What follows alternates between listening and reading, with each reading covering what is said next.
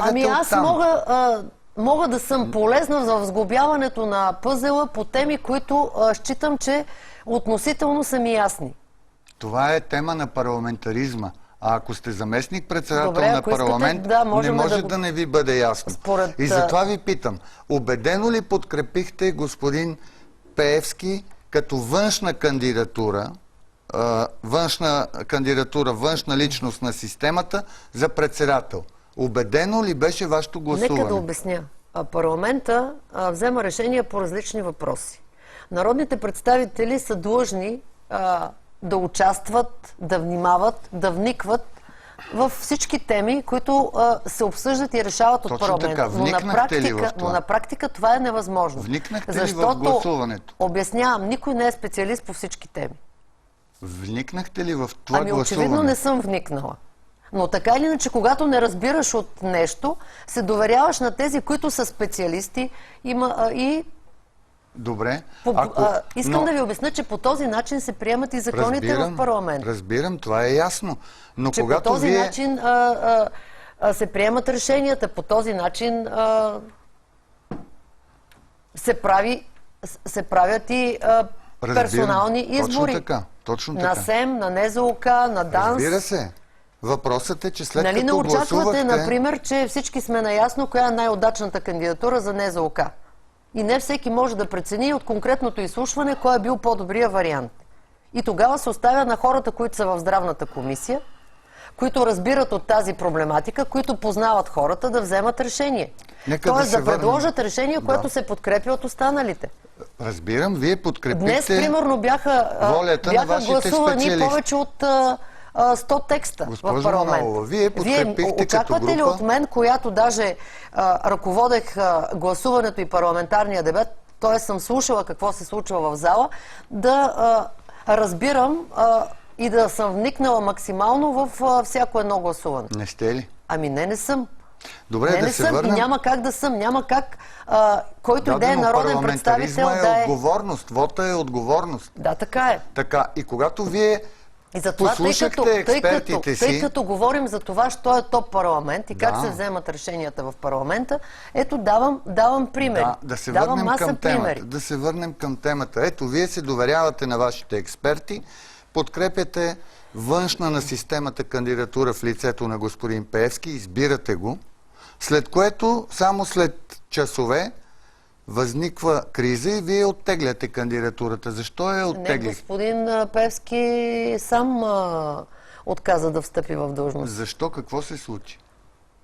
Какви бяха вашите мотиви? По-подходящо да водите този разговор с господин Пеевски. Не, с вас, защото това е парламентарен казус. Защото, когато веднъж подкрепяте кандидатура наистина ли външна... според вас? Вие сте, нали, за вас времето е спряло преди месец и кусор и от тогава не са се появили никакви други теми. Тази тема беше разнищена. Това не е разнищена темата. Добре, това е темата в сърцевината на проблема и тя не е разнищена. Вашия гост, който може да ви бъде напротив, точно вие сте моя гост. Добре, аз не мисля така. Защото, ето, просто слушайте ми въпросите. Добре, не желая повече да участвам в този дебат. Логично. Ма това е разговор. И той е такъв. Искам да изясним как в един момент подкрепяте кандидатура външна на системата, а сега ще подкрепите кандидатура, която е отвътре на системата. Ако в единия случай господин премиера ви казва, че външна на системата кандидатура е най-подходяща, вие вярвате ли му сега, когато ви казва, че човек отвътре е най-подходящ? Нали? Това са много различни неща. Човек отвън и човек отвътре. Аз мисля, че преди малко обясних. Ако аз имах някакво отношение към службите, ако познавах някоя от двамата кандидати, които бяха обсъждани. Говорим за принципната формула. Как един депутат, който мисли логично, в един момент се доверява на специалистите, че външна кандидатура е най-подходяща, а след един месец гласува за човек отвътре като най-подходящ. Някъде трябва да има грешка, защото двете философии се изключват. Ами очевидно, след като се отказаха от първия вариант, нали е бил най-добрия? Идва втория вариант. Ами добре, вие абсолютно безгрешен ли сте? Не Вие става някога дума. допускате ли грешки? Аз не съм обект Имате ли на понякога парламентарен неточни контрол преценки? и не попадам в хипотеза да ми се гласува или да ми се гласува фактически граждански вод на недоверие Ами това... в сферата на сигурността, както е в случая с господин Орешарски. Защото хората излязоха на улиците заради кандидатура, която беше, меко казано, неадекватна. Да, в първия момент те излязоха за това, но аз ви уверявам, че в момента те не са за това на улицата. Те са за оставка на правителството. Те искат оставка от първия ден, искрено, възмутено, но постепенно този протест се промени. И протестиращите се промениха. Оставка. Аз се срещам най-често с тези, които са около парламента. Разговарям с тях поне веднъж седмично. До момента, до който изобщо някакъв разговор между нас се получава, изключваме крясъците, виковете, сирената, обидите и замерянията, там наистина... С протестиращите си говорите. С протестиращите, да. Това е добре. Въпросът е, ето вие чухте ли по време на парламентарна група, която се издигаше господин Пеевски, че ако той не бъде подкрепен, правителството пада, както излезе в пресата? Така казаха, нали? Да. И каква... И когато Какво се променя от това, дали ще го потвърдим още веднъж? Ами като го оттегляте, защо не е паднало правителството? Нали, ако не е Пеевски, пада правителството. Вие също понякога правите грешни анализи, нали? Не, питам. Ако не гласувате за Пеевски, пада правителството. Когато вие си оттегляте Пеевски... А вие да не сте отсъствали от страната през последния един месец? Не, просто... Или сега идвате, четете вестници от преди един месец и започваме разговора, все едно нищо повече не се случи. От тогава до сега се случиха много неща. Сигурно. Защото не се случи най-важното. Които хвърлят светлина върху този случай. Питам ви върху логиката. Ако при избор, ако при неподкрепа за господин Пеевски, ви беше казано, че правителството пада, то защо, когато Пеевски е оттеглен и е паднал, правителството не пада? Ще ви отговоря с въпрос. Според вас протестиращите са на улицата заради кандидатурата на господин Пеевски. Той се оттегли. И не е шеф на ДАНС, нали така? Това се случи преди един месец.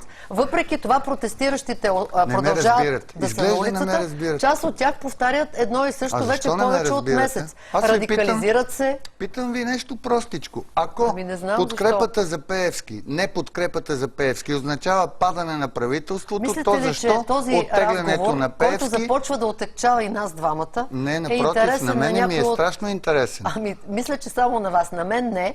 Сигурен съм. И на гражданите. Напротив, гражданите, ако пуснем зрителите, аз просто помолих да не ги пускаме, защото ще се намесят и ще се разпокъса разговора. Със сигурност им е много интересен.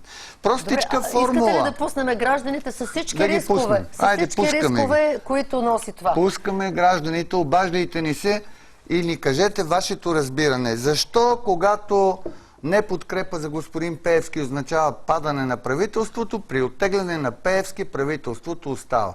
Много интересен въпрос. Ще започнат да ни се обаждат. Вас не ви ли вълнува тази логика? Това ниво на... Как не? Не, това е отминал епизод.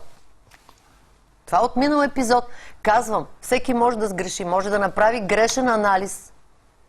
Може да разполага с невярна информация или неправилно да интерпретира фактите. Възможни са различни неща. Не е така. Ако падне бюджет, премиера внася законопроект за бюджета и парламента му го бламира, отхвърли го. Какво прави премиер? Двама души вече имаме. Добър вечер. Добър вечер. Заповядайте. Обаждам се отдалеч, но предаването силно ме заинтригува. Имам няколко въпроса към уважаемата ви госпожа, кратички, моля. която участва в случая в предаването.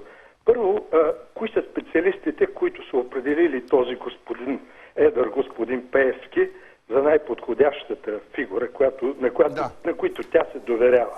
Да, добре. Вторият ми въпрос е, не ли се струва, че партиите, които управляват в момента в България, са параван на едно задкулисие? И третия ми въпрос е, не ви ли се струва, че вие се държите по така наречената форма на перде в момента в предаването? Не ви чух каква форма. Имам чувството, че пред себе си имате перде. Не, отхвърлям сега, не дейте. Госпожа Мая Манолова, извън ефир си имаме прекрасни отношения, така че да отговорим на още един зрител и ще ви отговорим. Добър вечер. Надявам се още много. Слушам ви. Още един и надявам се много още, с които с голям интерес следят това предаване и следят интелектуалните възможности и способности за логическо мислене, които до сега тази госпожа ни демонстрира. Как може? Тя като няма познания в областта и като съзнанието се изморява, когато тя гласува и води тези заседания, те на къде ни водят тези хора? Добре, на къде ни водят? Това ще е въпрос. Един момент. Благодаря. Въпросът ми конкретно. Защо БСП се държи като конспиративна организация? Още с Добре, благодаря ви. До тук. Ето, кои са специалистите, на които се доверихте? Аз вече отговорих на този въпрос. Предложението беше направено от господин Орешарски. Предполагам, че той това, което предположих, разполага с необходимата експертиза, направил си съответните сондажи, консултации и всъщност така и беше. Значи отговорността е персонална, лично върху господин Орешарски. Не само. Отговорността е и на всеки един от нас, който гласува в крайна сметка. Господин Орешарски, да. И моя, и на всички останали, които гласуваха. Да обединим въпроса за паравана и за конспиративното поведение на БСП. Аз ще го трансформирам. Защо според вас хората си мислят, че БСП се държи конспиративно?